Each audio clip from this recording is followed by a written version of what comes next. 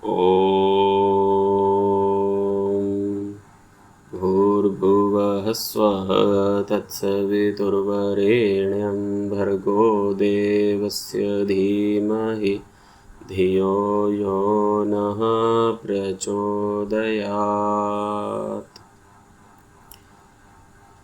आपका स्वागत है आज के इस पॉडकास्ट में। आज दिनांक है 31 अगस्त 2025 और समय हो रहा है 5:20 प्रातः। आज हम ऋग्वेद के प्रथम मंडल 15वें सूक्त और तीसरे मंत्र की व्याख्या करेंगे। मंत्र है अभियज्यं गृगणीः नोग्नावो नेष्टः पिब ऋतुना त्वं हि रत्नधा असि। इस मंत्र के ऋषि हैं मेधातिथि, काण्वः, देवता हैं त्वष्टा, छंद है गायत्री, स्वर है षड्जः। इस मंत्र का विषय कहता है कि अब ऋतुओं के साथ विद्युत अग्नि क्या करता है, इस मंत्र में प्रकाशित किया गया है।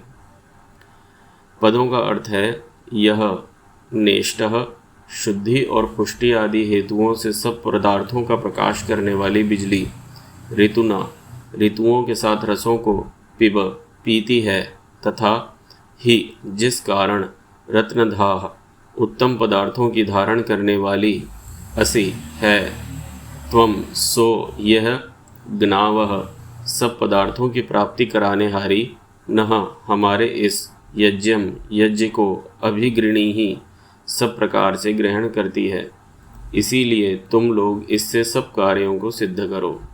भावार्थ, यह जो बिजली अग्नि की सूक्ष्म अवस्था है, सो सब स्थूल पदार्थों के अवयवों में व्याप्त होकर उनको धारण और छेदन करती है।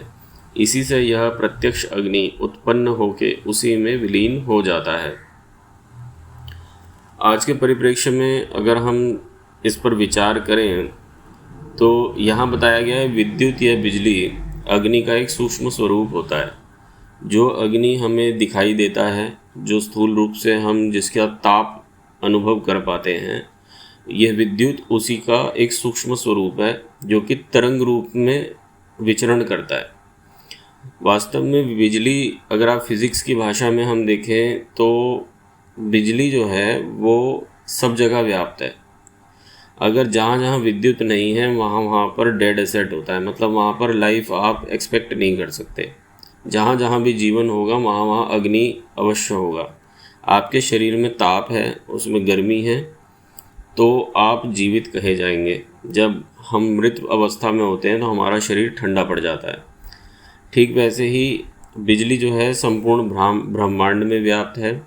छोटे से छोटे कण जैसे इलेक्ट्रॉन, प्रोटॉन और जो एटम की व्यवस्था है उस तक में भी विद्युत विद्यमान रहता है और उसको बांधे रखता है, उसको चलायमान रखता है। इसको अगर और सूक्ष्म रूप से देखें तो विद्युत को जो कंट्रोल करता है वह प्राण करता है। जब किसी मंत्र में प्राण के बारे में चर्चा होगी हम इस पर थोड़ा विस्तार में बात करेंगे, परंतु इस मंत्र का विषय जो है वो बिजली या विद्युत है। हमारे शरीर में भी एक इलेक्ट्रोस्टैटिक करंट होता है। आप जब कोई वस्त्र पहनते हैं, जैसे ऊनी कपड़ा होता है, तो आप देखेंगे आपके शरीर के घर्षण से उसमें एक इलेक्ट्रोस्टैटिक चार्ज पैदा होता है। ये इलेक्ट्रोस्टैटिक चार्ज ऊन जो है वो रिकॉर्ड कर लेता है, इसलिए कई बार जब आप एकदम अचानक उसे छूते हैं तो एक चिंगारी सी निकलती है, वो वही होता है इलेक्ट्रोस्टैटिक चार्ज।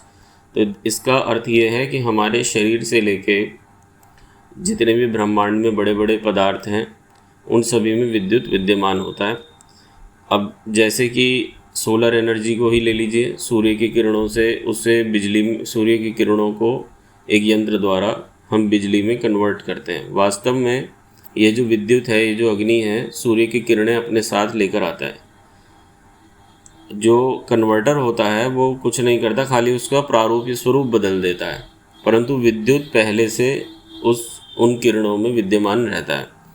जब हम हवन यज्ञ आदि करते हैं तो हम जो भी सूक्ष्म पदार्थों का होम करते हैं वे सभी छिन्न भिन्न होकर जो स्थूल अग्नि है, जो दिखाई दे रहा है, आग है जिसको कहते हैं, वो विद्युत को सौंप देता है। यही विद्युत पवनों के माध्यम से और सूर्य की किरणों के माध्यम से जगत में व्याप्त कर देता है।